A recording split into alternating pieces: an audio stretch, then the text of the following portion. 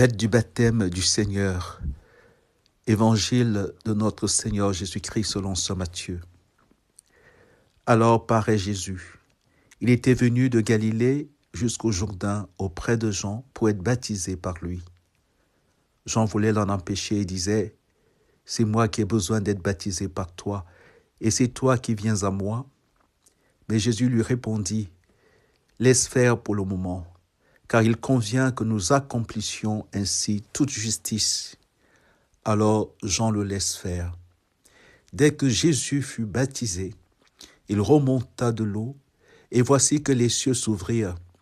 Il vit l'Esprit de Dieu descendre comme une colombe et venir sur lui. Et des cieux, une voix disait : « Celui-ci est mon Fils bien-aimé, en qui j'ai mis toute ma joie. » En célébrant le mystère du baptême du Seigneur, que célébrons-nous ? La première lecture de cette fête nous en trouve une parcelle de ce mystère. Je vous lis la première lecture qui nous aide à comprendre, qui est comme une clé de lecture du grand mystère que nous célébrons aujourd'hui. Pourquoi ? Vous voyez, le mystère de Noël est tellement grand que tout ce qui se passe après Noël, c'est pour nous aider à entrer à fond dans la beauté du mystère, dans toute sa richesse. C'est un mystère inépuisable. Les pères de l'Église l'ont très bien résumé en disant : à Noël, Dieu s'est fait homme afin que l'homme soit fait Dieu. L'avons-nous vraiment compris ? J'aime bien ce qu'on attribue à Thomas d'Aquin dans l'opuscule intitulé de la béatitude, où il est dit, et c'est l'une des explications, l'une des compréhensions, si ce n'est même pas la plus belle intelligibilité du mystère de Noël. À Noël, Dieu s'est tellement remis entièrement entre les mains de sa petite créature, comme un esclave livré totalement à son maître, à son Seigneur. Dieu est allé tellement loin dans la folie de son amour, dans la gratuité de sa miséricorde, qu'il a voulu faire de l'homme son Dieu. Dieu peut le faire parce qu'en philosophie, l'intelligence découvre Dieu comme acte pur, celui dont l'agir, qui n'est pas influencé par son agir. Il est l'intelligence, nous sommes plus ou moins intelligents. Il est la bonté, nous sommes plus ou moins bons. Il est la lumière, nous sommes plus ou moins dans la lumière. Il est la vie, nous sommes plus ou moins dans la vie. Il est son propre être, comme il a révélé à Moïse : je suis qui je suis. Et donc celui qui a cette perfection au niveau de l'être, qui subsiste par lui-même, quand il n'agit que par pure gratuité. Son agir ne revient pas vers lui pour le qualifier, pour lui apporter quelque chose de plus. Dieu est Dieu, qu'il nous ait créés ou pas, Dieu est Dieu. Quand même il ne nous aurait pas sauvés, Dieu serait Dieu. Donc quand il crée et quand il sauve, que fait-il si ce n'est se communiquer lui-même et le faire de manière tout à fait gratuite ? Ce qui n'est pas le cas de toutes les autres créatures. Toutes nos actions nous qualifient. Si vous n'avez jamais rien donné, on ne dira pas de vous que vous êtes bon.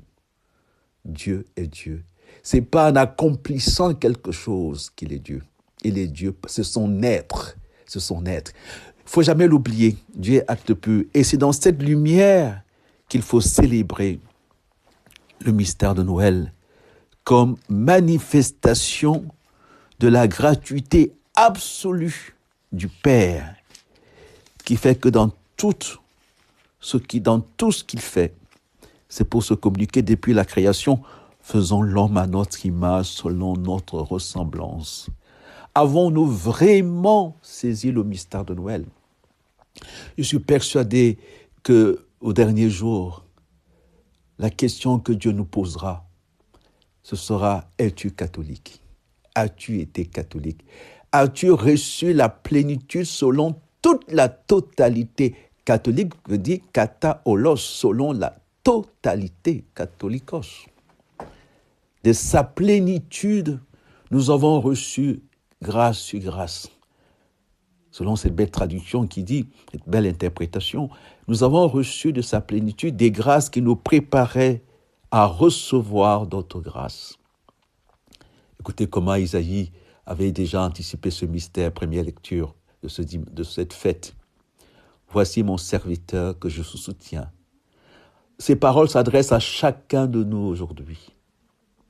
Ces paroles s'adressent à chacun de nous à la manière dont Dieu disait à Moïse, « Je vais faire de toi, Moïse, un Dieu pour Pharaon. » Et aujourd'hui, Dieu nous dit à travers le baptême, « Je fais de toi un Dieu pour Dieu. » Vous voyez, la nostalgie de la philosophie athée qui voulait que l'homme soit Dieu par lui-même. Le mensonge du serpent de la Genèse qui voulait que l'homme soit Dieu par la connaissance du bien et du mal. C'est ce qu'on voit aujourd'hui. Vous voyez, nous avons déclaré que ce qui est bien est mal et que ce qui est mal est bien. Et nous nous prenons pour des dieux parce que nous sommes capables de décider par nous-mêmes ce qui est bien et ce qui est mal. Non plus selon la nature des choses, mais selon nos idées, selon nos droits. Extraordinaire. Et c'est Jésus qui vient dépasser, voyez, toutes nos attentes, tous nos calculs, tous nos petits projets, pour nous faire entrer dans la gratuité du Père. Noël, révélation de la gratuité du Père. Noël, révélation de la grâce. La grâce, c'est le mystère de la très sainte Trinité ouvert aux hommes. Nous sommes baptisés, plongés. Nous sommes baptisés au nom du Père et du Fils et du Saint-Esprit. Pour être Père avec le Père, vous donc soyez parfaits comme votre Père Céleste est parfait. Pour être Fils avec le Fils, dans le Fils, car il nous a choisis dans le Christ, avant que le monde fût créé, pour que nous soyons pour lui des fils adoptifs, héritiers du mystère. Et la grâce, nous sommes esprits avec le Saint-Esprit. La révélation de Jésus à Nicodème. L'Esprit souffle où il veut, tu entends sa voix, mais tu ne sais pas d'où il vient, ni où il va. Ainsi en est-il de quiconque est né de l'Esprit. Lui aussi, il souffle où il veut, et tu ne sais ni d'où il vient, ni où il va. Magnifique. Dieu, pourquoi avons-nous réduit le mystère de Dieu? Thomas d'Aquin pleurait en récitant, en répétant la parole du psaume. Au secours, Seigneur, la loyauté a disparu chez les hommes, entre eux, cœur double, lèvres trompeuses. Et la version de Thomas disait, Seigneur, au secours, les hommes ont diminué la vérité. Nous avons fait de Dieu une valeur, comme se moquait, je pense que c'était Jean-Paul Sartre. Il disait, Dieu a fait l'homme à son image et l'homme le lui a rendu. Nous avons fait des dieux à notre image, des petits dieux à notre taille. Revenons donc à Isaïe qui nous révèle le grand mystère de ce jour, où c'est à nous que s'adressent ces paroles de Dieu à son serviteur. Voici mon serviteur que je soutiens, mon élu qui a toute ma faveur. J'ai fait reposer sur lui mon esprit. Aux nations, il proclamera le droit. Et ça s'adresse à nous aujourd'hui. Moi, le Seigneur, je t'ai appelé selon la justice. Je te saisis par la main, je te façonne. Je fais de toi l'alliance du peuple, la lumière des nations. Tu ouvriras les yeux des aveugles. Tu feras sortir des peuples de leur prison. Vous voyez, on a l'impression quand on reçoit l'évangile dans la lumière de Noël que c'est une passation de service. Noël, c'est l'effacement de Dieu. Saint Paul dira l'anéantissement, la kénose divine. Dieu va se faire homme pour que l'homme soit fait Dieu. Au point qu'ici, l'homme va baptiser son Dieu. Alors, il faut qu'on prenne conscience de ce que Dieu veut pour nous, à son image, à sa ressemblance. Au point que Jean dira, si quelqu'un croit en Dieu, il fera les mêmes œuvres. Dans Jean, c'est ce que dit Jésus. Si quelqu'un croit en moi, il fera les mêmes œuvres que moi. Il en fera même de plus grandes parce que je vais vers le Père. Pourquoi avons-nous réduit tout ça à des petites choses, à des petits calculs humains? Mais bien sûr, c'est à cause du diable. Alors, revenons à l'évangile qui est très beau. Alors, paraît Jésus. Ça veut tout dire, paraît Jésus, paraît la lumière qui éclaire tout, qui nous dit qui est Dieu et qui nous dit qui est l'homme. Il ne paraît pas pour paraître. Il se fait jour. Il est lumière qui éclaire. Vrai Dieu et vrai homme.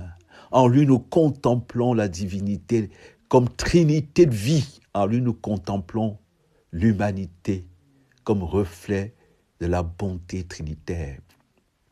Il était venu de Galilée jusqu'au Jourdain auprès de Jean. Il est venu visiter tout homme, il est venu auprès de chaque homme. Marie dira, il s'est penché sur son homme servante. Chacun de nous peut le dire. Parce que quand il s'est penché sur son homme servante, c'était pour que l'homme de servante le conçoive pour l'engendrer. C'est pour ça que nous sommes créés. Concevoir et engendrer le divin.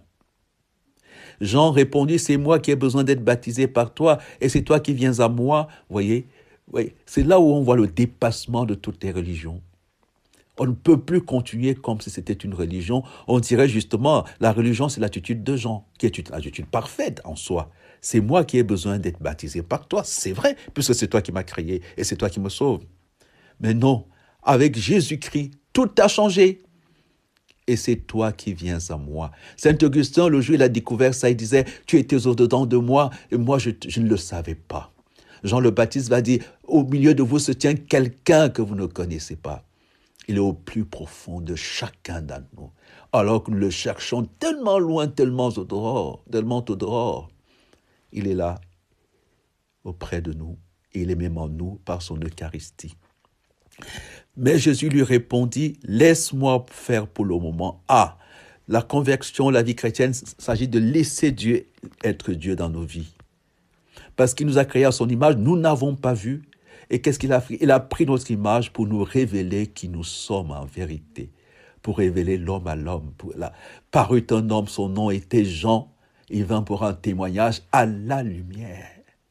Laisse faire pour le moment, car il convient que nous accomplissions en toute justice, ainsi toute justice. Car il convient, c'est une nouvelle création, qui sera pour nous ajuster à Dieu, accomplir toute justice, c'est révéler notre mystère. Nous sommes ajustés à Dieu. Dieu s'est fait homme pour que l'homme soit fait Dieu. Alors Jean le laisse faire. Alors allons-nous laisser Jésus faire, quelles que soient les situations de notre vie.